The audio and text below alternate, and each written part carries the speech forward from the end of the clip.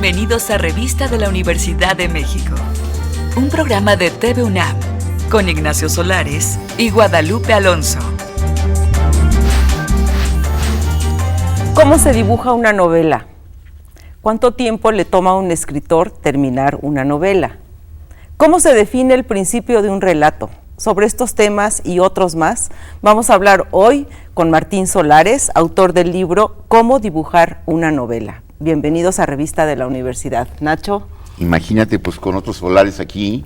Dos Solares. Parientes, pero bueno, me da mucho gusto y orgullo tener pues por lo menos casi un pariente que escribe tan bien y tan espléndidamente como escribes tú. Y un libro tan interesante, lleno de muchísima información. Yo también soy buen lector, igual que tú, y lo recibí un mediodía porque me lo mandó Marcelo, y me lo leí de que me llegó a que lo cerré y me bajé a cenar. Oye, pero es que no tiene desperdicio. Y además el diseño del libro. Cómo dibujar una novela que realmente la estás dibujando en estas páginas. Gracias. Muy amable. Pues esos dibujos han pasado una especie de prueba de fuego, porque los he puesto a examen delante de muchos de mis talleristas, ¿no? Los reto a que dibujen las novelas de las que estamos hablando, o las novelas que ellos están terminando, y han salido cosas interesantes. Ese dibujo que tienes ahí de Rayuela, fíjate que se lo... ¿Cuál es el de Rayuela? En la siguiente página, hasta abajo. Mira, es una especie de espiral conectada por un pasadizo, exactamente ese. Estaba yo en un examen de licenciatura en la Facultad de Literatura de Jalapa y me pidieron que añadiera una pregunta al examen. Entonces le dije a los 50 alumnos que estaban ahí, dibujen la forma de Rayuela. Un grito colectivo, ¿qué? Casi un linchamiento colectivo, ¿no? Contra el profesor invitado que era yo, pero todos dibujan en mayor o menor medida esa forma, en mayor o menor medida. Y es algo impresionante. Yo estoy casi convencido de que algunas formas literarias que nos han impresionado mucho, en las cuales hemos estado viviendo una semana dentro, tienden a provocar una misma imagen de la forma arquitectónica en la cual el autor trabajó de manera muy coherente durante años, ¿no? Dibujaste el Quijote como un elefante. Sí, pero visto muy de lejos. Si lo viéramos de cerca, sería un elefante con más arrugas. Sí, hay que mencionar que Martín Solares entró a la Sorbona gracias a unos dibujos y salió de ahí 7 años después. Exactamente. Y tiene un libro que es verdaderamente magistral. Gracias. Yo con Juan Villoro coincidíamos en que por lo menos es de las mejores novelas de los últimos tiempos, que se llama Los Minutos Negros. Muchas gracias. Es espléndida. ¿Es la única novela que tienes? Por el momento sí. Acabo de terminar la segunda, hace menos de 3 semanas. Todavía estoy como globo desinflado después del esfuerzo de la última revisión. En realidad la había terminado un año antes, pero volví a darle otra capa de trabajo poco a poco. Volvieron a salir capítulos y yo digo flores inesperadas en la voz de ciertos personajes femeninos que aparecieron por ahí. Y ya la entregué y tuve la sensación muy clara de que ahora sí ya corté el cordón umbilical con esa historia para siempre, ¿no? Saldrá el año que entra. Ojalá que sí. Si hay 30 ratas ya no son culpa mía, ya no puedo. Pues aquí te esperamos para hablar de tu novela. Muchas gracias. Bueno, y continuando con esta maravilla del libro de cómo dibujar una novela, yo encuentro 2 cosas fundamentales. Uno, tu infinito amor a la literatura, que eso es lo que te enamora del libro, o sea, es que es tal la pasión que te crea que la contagias. Eso y la erudición de todos los como decía Guadalupe, que sí es el principio de la novela, que sí cuando te llegó a escribir la novela. Por ejemplo, hay algunas cosas que yo no sabía y que son maravillosas. Un ensayo, por decir algo, que me pareció magistral, de Hugo Iriart sobre las dedicatorias. Es un gran texto. Está en el primer libro de ensayos de Hugo Iriart que publicó Editorial Era, Disertación sobre las telarañas. Disertación sobre las telarañas. Pero es una redonda joya en la que él hace una clasificación, una taxonomía de las dedicatorias, ¿no? Inventa una que ha sido materia de polémica durante muchos años. Inventó la famosa dedicatoria a toda la humanidad, menos a Enrique Krause. Sí. Krause, y Enrique Krause le contesta, ¿no? A la semana posterior, Enrique, que era muy amigo, era uno de los dos mejores amigos de Hugo Iriart, creo que lo sigue siendo, hasta donde yo entiendo, le dedicó un artículo en 1+1 que decía a toda la humanidad menos a Hugo Iriart. Como la gente no había leído el ensayo de Hugo Iriart, leyó el de Enrique Krause y estaban muy preocupados. Oye, ¿qué pasó entre ustedes? ¿No? Que eran los grandes amigos, ¿qué sucedió? Pero era una gran broma entre dos estupendos escritores. Lo que hace Hugo ahí yo creo que supera por mucho, en esas 15 cuartillas, lo que yo hice con mucho trabajo en 10 años en este libro de ensayos. Yo prácticamente hice 2 o 3 ensayos por año y luego fui juntando, puliendo.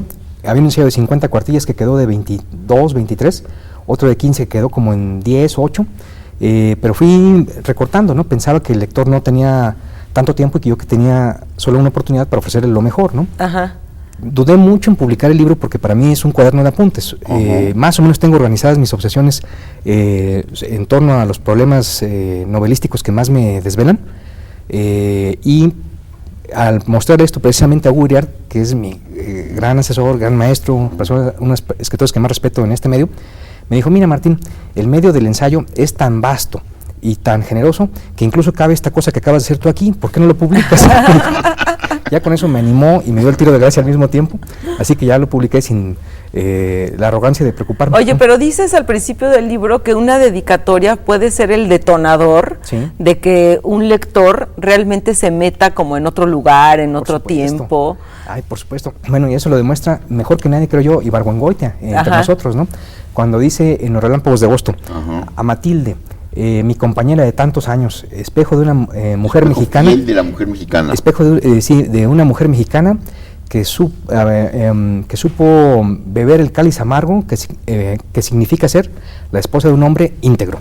Ya que con eso te lees todo el libro. Ya sabes qué tipo de generalote dictó esas memorias supuestas a Ibargüengoitia. Es una maravilla. Y luego, ¿no?, las primeras frases, sí, ¿no? Vamos a ver algunas de las primeras frases. Las novelas, eso es por ejemplo, a mí siempre me han obsesionado mucho, ¿no?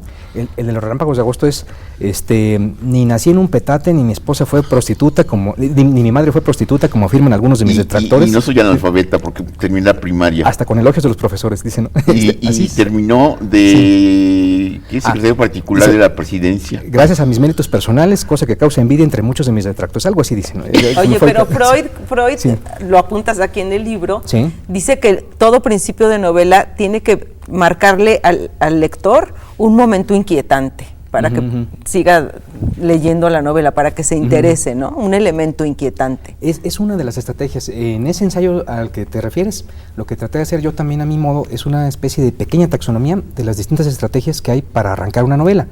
Hay el que te toma por el brazo y te empieza a platicar que no le den importancia, como sin darle importancia al asunto, un tema, y tú poco a poco descubres que hay algo interesante dentro de esa voz y lo sigues, ¿no? Novelas que empiezan como bombas con una larga mecha, ¿no?, al principio. Otros que desde la primera frase tú tienes la sensación de que estás escuchando una conversación que viene de lejos y que llegaste en un momento crucial, muy tenso, y no puedes soltarla a partir de entonces. Venían platicando justo con Ignacio que hay muchas novelas literarias que despegan lentamente y después nos llevan a lugares inimaginados. Sí. En cambio, otras que más bien van descendiendo, nos pueden llevar al infierno o al aburrimiento más total, ¿no? Yo creo que el arranque es uno de los puntos en los que uno tiene que ser implacable. Joyce Carol Oates, la escritora norteamericana, dice: qué bueno que ya terminé mi novela, ahora por fin voy a saber cómo empieza. Porque en ese punto se regresa a escribir, ¿no? Ajá, sí. No, oye, y bueno, hay principios memorables. Principios memorables, sí, como el de Albert Camus en El extranjero, que dice: ayer murió mamá. ¿O fantier? Exactamente. ¿Cómo es posible que alguien no sepa eso? Es uno de los ejemplos que doy ahí porque te desconcierta tanto que tienes la impresión... Ya está todo dado allí. Completamente. Esa especie de insolación existencial que tiene el personaje mientras va avanzando hasta encontrarse con el hombre que va a matar, se refleja ya en esas dos frases. Toda la estrategia, en muchas novelas que yo admiro y que cité ahí, me parece que toda su estrategia a lo largo de la novela ya se puede ver en esas 2 o 3 primeras palabras, ¿no? Claro. En las de Paul Auster, en las de Murakami. Hay una trama de Murakami que, según yo, tiene forma de espagueti porque es completamente un desorden, pero lo sigues por la magia que tienes en el narrador y empieza en el primer párrafo, en la primera frase, con el protagonista comienza un plato de espaguetis. Yo dije, esta coincidencia no puede ser gratuita, ¿no? Yo creo que hay algo muy deliberado en esa forma, ¿no? Oye, y a mí me gustó mucho tu ensayo sobre Juan Rulfo. Ah, bueno, ese es... El modo como fue cambiando la novela, cómo fue cambiando el nombre del personaje, el sitio donde se llevaba a cabo la novela, cómo se definió la novela, porque contaba Juan José Arreola que todo se definió en una mesa de ping-pong. A ver, platícanos esa historia, bueno, a mí me parece sensacional. Bueno, te quiero decir, me temo que casi en el punto en que tú abras este libro de apuntes mío, te vas a encontrar con que dirige a libros que valen infinitamente mucho más que el mío. En este caso, a uno que hizo Federico Campbell, que se llama La ficción de la memoria. Sí. Mira, yo me tomé, durante 5 años, Federico Campbell hizo una selección de los mejores ensayos escritos jamás sobre Juan Rulfo. Yo llegaba a visitarlo a su casa ahí en Jojutla 80 y veía la mesa de la cocina del comedor, perpetuamente invadida por cerros de fotocopias y libros con separadores. Y él decía, estoy encontrando unas joyas, pero ahora ya no sé con cuántas me voy a quedar, ¿no? Y alguna vez me dijo, a ver, ¿qué opinas de estas dos cositas? Y yo echaba vistazos y te encontrabas que tenía tanto material que se daba lujo de desechar cosas magníficas porque ya no cabían. El libro salió cuenta con unas 700 cuartillas. Yo lo leí en un semestre con un placer infinito porque son ensayos de Sontag, de Borges, de los amigos están Juan Villoro, está Jorge Volpi, todos hiperlúcidos y mostrando el aspecto de Juan Rulfo que más les ha obsesionado. Y luego hice una cosa, el libro de Federico Campbell me empujó a conseguir los cuadernos de Juan Rulfo, los primeros manuscritos a mano que se conservan de la escritura de Pedro Páramo. Entonces fui comparando con eso y con un texto que recopila ahí el mismo Campbell, que es el borrador que entregó Rulfo al Centro Mexicano de Escritores, párrafo por párrafo. Lo hice con un grupo de 15 amigos, estábamos estudiando entonces en París. Entonces nos juntamos cada semana durante aproximadamente 2 meses a cotejar las 80 cuartillas de Pedro Páramo contra la versión original a mano y la versión previa del Centro Mexicano de Escritores. Y fue un viaje enorme, porque nos dimos cuenta que había párrafos que ya funcionaban en la versión previa, casi la penúltima en la que entregó el Centro Mexicano de Escritores, funcionaban, transmitían información, la idea de la escena, eran muy dramáticos, pero Rulfo le cambia 1 o 2 verbos cruciales, o adverbios o adjetivos, y con eso las palabras no solamente informan, sino que expresan y te emocionan a un grado enorme. Por ejemplo, al principio, la primera frase. Claro. A ver, ¿cómo fue al principio y cómo la cambió? Porque eso es muy interesante. Bueno, la primera versión, si mal no recuerdo, en los cuadernos de Rulfo, no es el famoso vine a Comala porque me dijeron que acá vivía mi padre, un tal Pedro Páramo. Mi madre me lo dijo, etcétera. Sino, fui a Tuscacuesco, porque me dijeron que allá vivía mi padre, un tal Maurilio Gutiérrez. Entonces no tiene nada que ver, ¿no? Nada que ver. Personaje Maurilio Gutiérrez, ¿quién puede creer en un cacique, quién puede creer en la peligrosidad de un cacique que se llame Maurilio Gutiérrez? Es como Tony Soprano, ya se tiene más posibilidades de asustar. Pedro Páramo una algo, fuerza. Es un hombre muy redondo y además, como se ha demostrado fehacientemente, eufónico. Susana San Juan era Susana Forster. Comala era Tuscacuesco, que es una palabra difícil de pronunciar incluso para un mexicano. Y bueno, fui a Tuscacuesco, pues no funciona, porque no crea ninguna tensión, más bien la disipa. Tú te das cuenta que si dices fui, implica que ya regresaste. Y que sigues vivo y que no hubo ningún problema. Es como, fui a este canijo pueblo de Tuscacuesco y qué mal me la pasé. Ni me pagaron la herencia, ni encontré a mi padre. Puro fantasma y vampiro vive ahí. Tienes la sensación de que caminas por la luna o por un pasillo de las oficinas de Hacienda porque oyes voces pero nadie te atiende, etcétera. Y Rulfo se dio cuenta que no, que tenía que plantar el anzuelo desde la primera palabra, desde el primer verbo, como en la Ilíada, y cuando pone vine a Comala, crea un efecto fabuloso, porque lo que nos está presentando en realidad es la respuesta a unas cosas que suceden más adelante. Por ahí el último tercio de la novela, te das cuenta que Juan Preciado está platicando en una tumba, después de muerto, con otro cadáver, que es Dorotea la Cuarraca.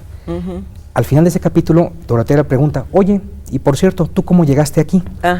Y se acaba el capítulo en ese instante y nos mete uno de esos maravillosos espacios en blanco que Rulfo usaba magistralmente. Y que también hablas de los espacios en muy este libro, ¿no? Pues lo que quiero decir es que esa respuesta de Juan Preciado a la pregunta de Dorotea la Cuarraca es toda la novela que conocemos con el nombre de Pedro Páramo.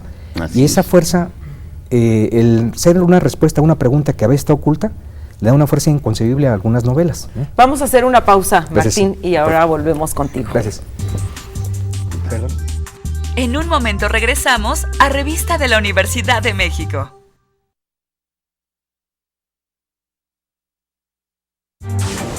Yo quería hacer un libro sobre las preguntas que me habían llegado a levantar en la madrugada cuando yo estaba escribiendo mi primera novela. ¿Cómo empiezo? ¿Cómo termino? ¿Cuándo uno siente que los personajes están vivos? Y preguntas que tú vas resolviendo a tu manera a medida que escribes tu libro.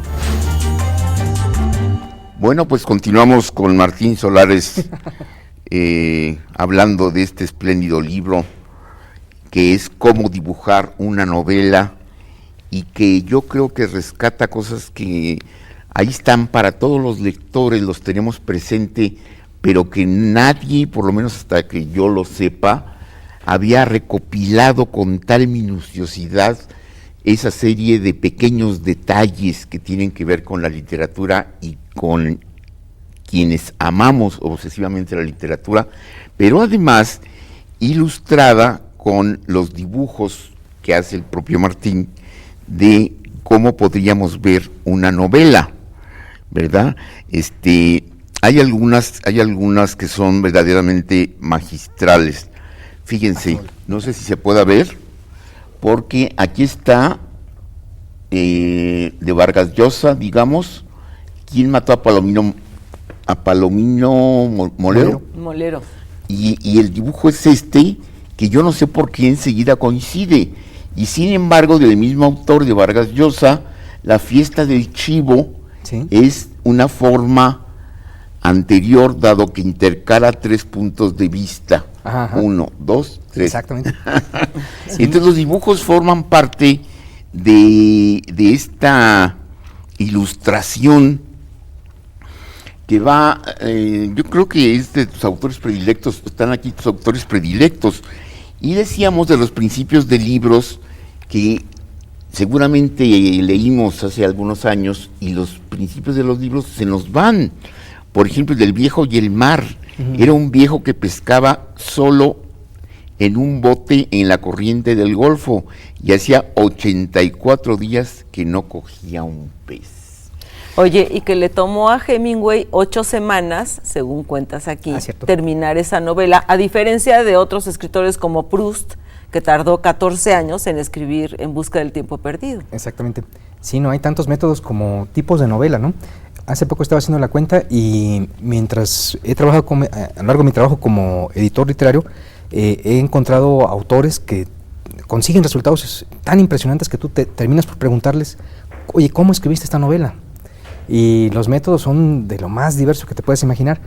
Un autor que escribe novelas de terror estupendas me dice, mira, para terminar esta novela, durante 2 años, me daba una cena increíble, opípara, terminaba con una botella de vino, quizá 2 o 3 anises, y con esa ingestión alcohólica me provocaba 2 o 3 pesadillas y me levantaba a escribir a las 6 de la mañana, y por eso esa novela tiene esa intensidad, ¿no?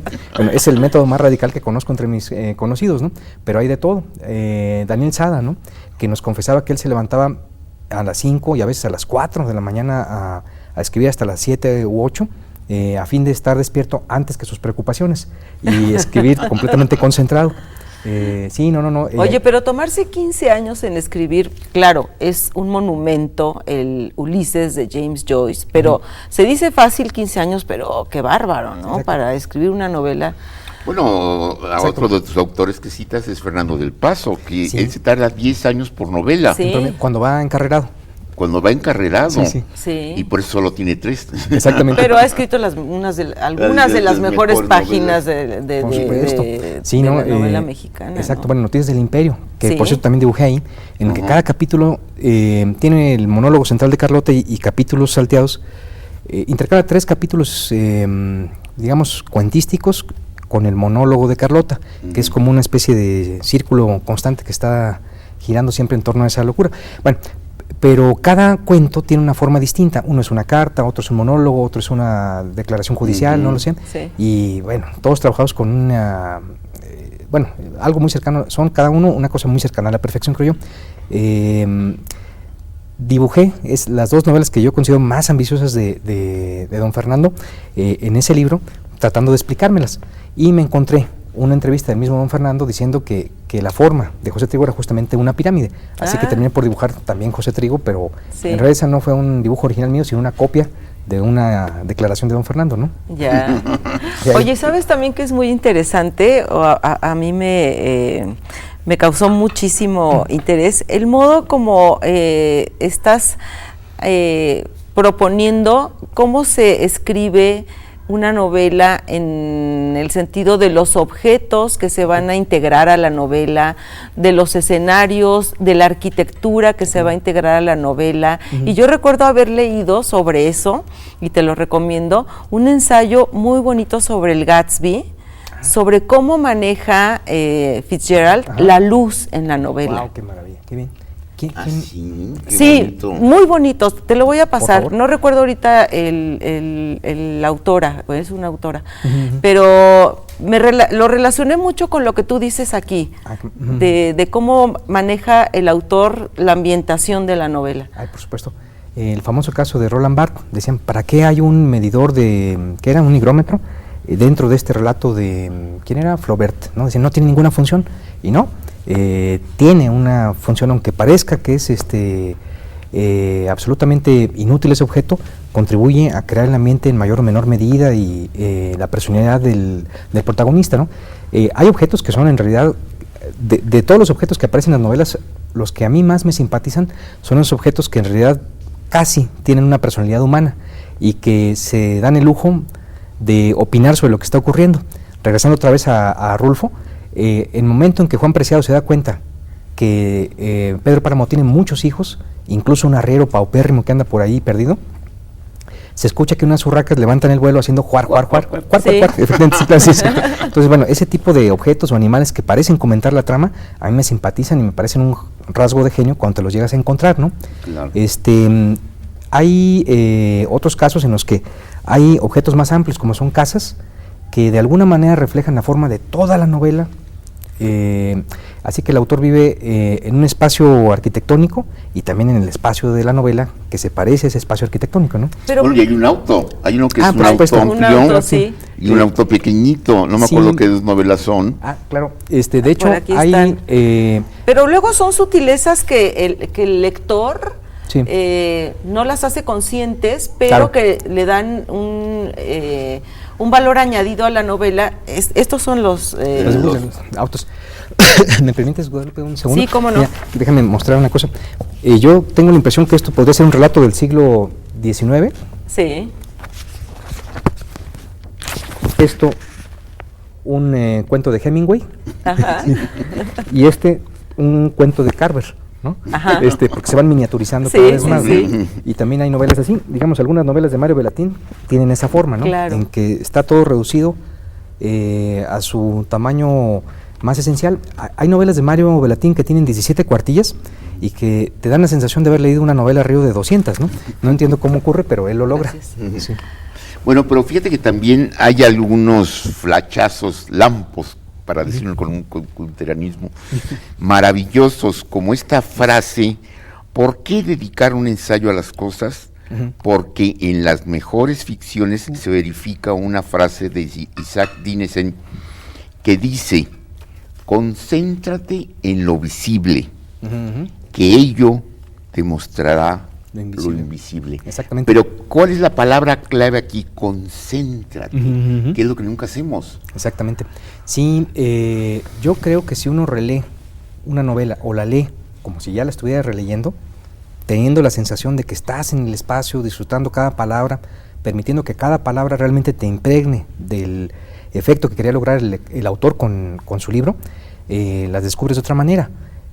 Cada vez que alguno de mis amigos de la infancia me dice: oye, ¿por qué no tomas un curso de lectura rápida para que leas más rápidamente todos esos libros que te están atosigando? Bueno, no es que me estén atosigando, pero yo prefiero, y me he dado cuenta que cada año leo más despacio, y me voy fijando y deleitando cuando una novela está tan bien construida que cada palabra cuenta, ¿no? Rulfo inventa unos personajes más memorables con la menor cantidad de rasgos posibles que hay en la literatura mexicana. Cuando tú escuchas Dorotea la Cuarraca, te imaginas de inmediato a un ser horrible, que debe tener todos los defectos morales imaginables, y te los imaginas gracias a esa palabra que es cuarraca. Sí. Cuarraca significa coja. Si hubiera Ajá. puesto Dorotea la coja, no nos provoca ese efecto espantoso que tiene su nombre, ¿no? Sí. Bueno. Oye, ya vamos a terminar, pero antes de que te vayas de Eso. aquí, es muy interesante también lo que estás hablando ahorita de cómo se describen las novelas y cómo en el siglo XXI se han minimizado las novelas y cómo las series de televisión Sí. han retomado Muchos recursos. toda esa narrativa que se ha perdido. Claro, y muchos recursos novelescos, ¿no? Ian McEwan, el novelista inglés, publicó un ensayo que me pareció muy impresionante en El País hace ya como 10 años, donde él decía, cuando empezaban a surgir las primeras series de HBO y otras, que lo novelesco se había mudado a las series de televisión.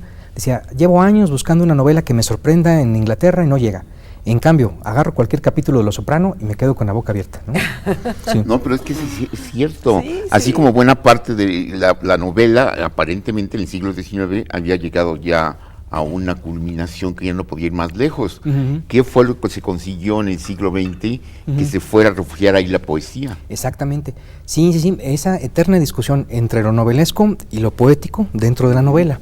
Yo creo que, bueno, Thomas Pavel tiene un libro esplendoroso que se llama La pensée du roman, que es, yo, como no sabía francés, cuando empecé a leerlo, dije, perfecto, alguien que hablar de cómo piensan las novelas. Y no, en realidad el título vendría siendo algo así como el sistema filosófico de las novelas.